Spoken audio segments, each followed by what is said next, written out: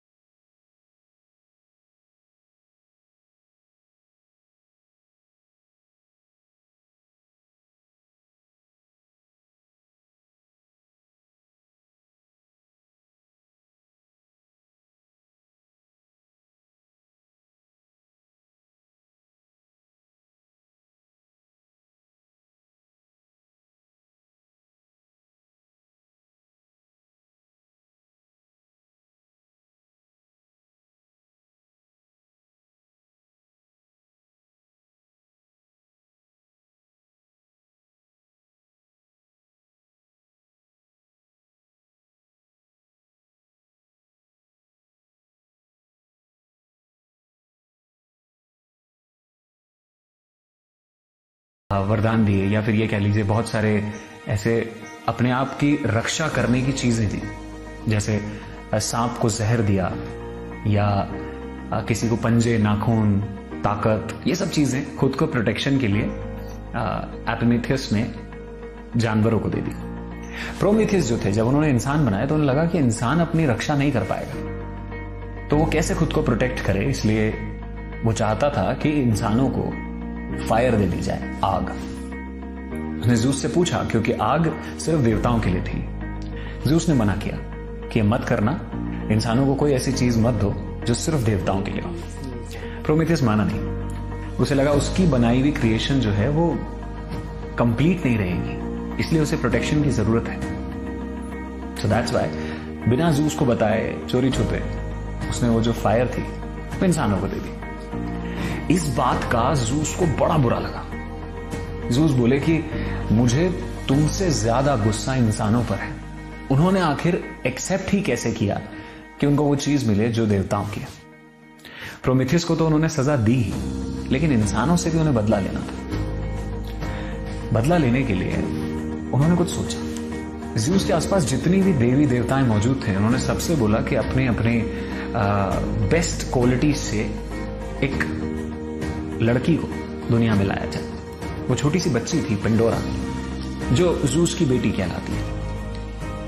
Zeus ने एपिमेथियस से कहा कि जब वो लड़की बड़ी हुई तब कहा कि तुम इससे शादी कर लो। वो काफी खूबसूरत थी और एपिमेथियस को भी लगा कि हाँ, ये बात सही है कि this girl is really pretty and beautiful. भले ज़ूस कुछ चाल चल रहे हो तो भी मुझे इस लड़की से शादी करनी है। और उन्होंने कर ली। जिस दिन शादी थी उस दिन ज़ूस ने एक तोहफा पेंडोरा को दिया। वो था एक बॉक्स जो बंद था। और कमाल की बात है कि तोहफा देने के बाद ज़ूस ने पेंडोरा से कहा कि इस बॉक्स को खोलना कभी मत, वरना अनर्थ हो जाएगा। पेंडोरा जिन क्वालिटीज के साथ बड़ी हुई थी, उसमें सबसे खास क्वालिटी थी उसकी क्यूरियोसिटी। उसको सब कुछ जानना था। अब जो खुद इतनी क्यूरियस हो और उसके पास एक बॉक्स है, पर उसे वो खोल नहीं सकती, उसे वो देख नहीं सकती, तो आखिर कैसे वो खुद को कंट्रोल करे। काफी वक्त तक उसने कंट्रोल किया, लेकिन फिर रहा नहीं गया। एंड उसके अंदर से, उस बॉक्स में से पेंडोरा को आवाजें आती, डरावनी आवाजें, ऐसी आवाजें जो उसका नाम ले रही है, उसे बुला रही है। वो देखना चाहती थी पर खुद को कंट्रोल करती। काफी वक्त तक उसने खुद को कंट्रोल किया, लेकिन आखिर एक दिन उसने वो बॉक्स खोल दिया। उस बॉक्स में से बहुत सारी बुरी चीजें निकली। अगर हमारी माइथोलॉजी से कंपेयर करें तो मान लीजिए दानव निकले। वो दानव थे जलन का, ईर्ष्या का, भूखमरी, बीमारी, गरीबी, वो चीजें जो दुनिया को थोड़ा खराब भी बनाती हैं, ह्यूमंस को और खराब बनाती हैं। वो फीलिंग्स निकली। जब इतनी सारी चीजें, इतनी सारी बुरी चीजें उसमें से निकल रही थी, तो पेंडोरा घबरा गई और घबरा के पेंडोरा ने वो बॉक्स बंद कर दिया। पेंडोरा डर गई थी कि अब वो क्या करे। उसने एपिमेथियस को बताया, पर एपिमेथियस ने बोला अब तो चीजें हो गई, अब तो इस दुनिया में वो सारी चीजें फैल गई हैं, जैसे बीमारियां हो, जैसे महामारी हो। पर फिर भी पेंडोरा को उस बॉक्स से अब भी आवाज आ रही थी इस बार वो आवाज किसी छोटी चिड़िया की लग रही थी, अच्छी सी आवाज, पॉजिटिव सी।